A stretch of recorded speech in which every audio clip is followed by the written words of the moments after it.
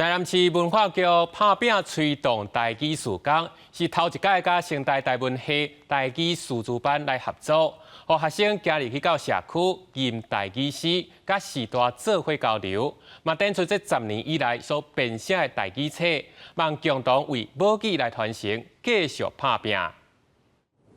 日到暝，听你乐唱讲过去。 斗嘅感情，你吟诗一句一句讲出爸仔囝之间的点点滴滴。成大台文系师资班学生轮流上台发表，大家听甲真入耳。台语诗对古典诗走向现代诗，即阵侪学生甲作品摕来社区做交流。学生讲以文会友，毋若业绩经验，时代嘛佫参大家做伙探讨，甲歪出去语音找倒转来，对因未来教学有帮助。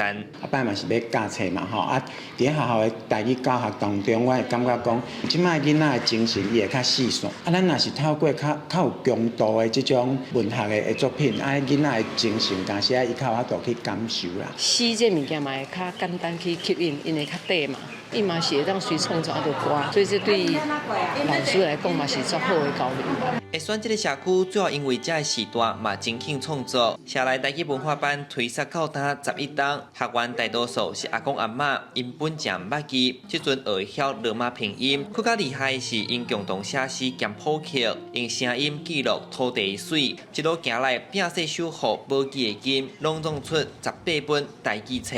若无即个母语即个语言，我感觉咱无法度去找到较早的源头。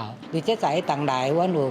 做足侪迄个十几本的册，当传承落去，就需要讲有教台语热情的人，伊会当伫想法讲伫社区内、伫学校内底，做较侪人来使用伊。这是阮文化局想要杀台语文伫社区营造的意义。教授指出，诗的表现形式底兼会当唱歌，大家接受的速度嘛加较紧，因有嘛有更加侪社区甲学校未来会当用文学加上音乐性来传承母语，安尼才会久长。